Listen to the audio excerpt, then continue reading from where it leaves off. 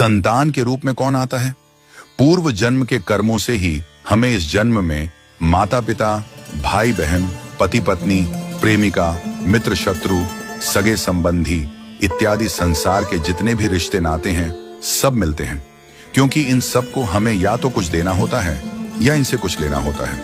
वैसे ही संतान के रूप में हमारा कोई पूर्व जन्म का संबंधी ही आकर जन्म लेता है, जिसे शास्त्रों में 4 प्रकार का बताया गया है। 1. अणानुबंध पुत्र। पूर्व जन्म का कोई ऐसा जीव जिससे आपने ऋण लिया हो या उसका किसी भी प्रकार से धन नष्ट किया हो, वह आपके घर में संतान बनकर जन्म लेगा। वह अपना धन बीमारी में या व्यर्थ के कार्यों में तब तक नष्ट करेगा जब तक उसका पूरा हिसाब न हो जाए। 2. शत्रुपुत्र। पूर्व जन्म का कोई दुश्मन आपसे बदला लेने के लिए आपके घर में संतान बनकर आएगा। बड़ा होने पर वह माता पिता से मारपीट, झगड़ा करेगा या उन्हें सारी जिंदगी किसी न किसी प्रकार से सताता ही रहेगा।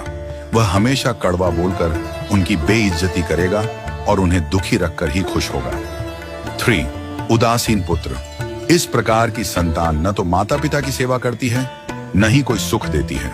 वह उन्हें उनके हाल पर मरने के लिए छोड़ देती है। विवाह होने पर यह माता पिता से अलग हो जाते हैं और उनकी चिंता नहीं करते। 4. सेवक पुत्र। पूर्व जन्म में यदि आपने किसी की खूब सेवा की है तो वह अपनी की हुई सेवा का ऋण उतारने के लिए आपकी सेवा करने के लिए पुत्र बनकर आता है। जो बोया है वही तो काटोगे। यदि अपने माता पिता की सेवा की है तो ही आपकी संतान बुढ़ापे में आपकी सेवा करेगी, वरना कोई पानी पिलाने वाला भी पास न होगा। आप यह न समझें कि यह सब बातें केवल मनुष्य पर ही लागू होती हैं। इन 4 प्रकार में कोई भी जीव आ सकता है। यदि आपने किसी गाय की निस्वार्थ भाव से सेवा की है तो वह भी पुत्र या पुत्री बनकर आ सकती है। यदि आपने गाय को स्वार्थवश पालकर उसके दूध देना बंद करने के पश्चात उसे घर से निकाल दिया हो तो वह ऋणानुबंध पुत्र या पुत्री बनकर जन्म लेगी। यदि आपने किसी निर्दोष जीव को सताया है तो वह आपके जीवन में शत्रु बनकर आएगा।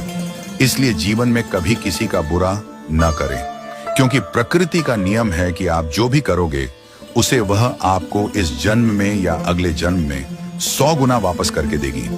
यदि आपने किसी को 1 रुपया दिया है तो समझो आपके खाते में 100 रुपया जमा हो गए हैं। यदि आपने किसी का 1 रुपया छीना है तो समझो आपकी जमा राशि से 100 रुपये निकल गए। जरा सोचिए, आप कौन सा धन साथ लेकर आए थे और कितना साथ लेकर जाओगे? जो चले गए वे कितना सोना चांदी साथ ले गए? मरने पर जो सोना चांदी धन दौलत बैंक में पड़ा रह गया, समझो वह व्यर्थ ही कमाया। औलाद अगर अच्छी और लायक है तो उसके लिए कुछ भी छोड़कर जाने की जरूरत नहीं है, वह खुद ही कमा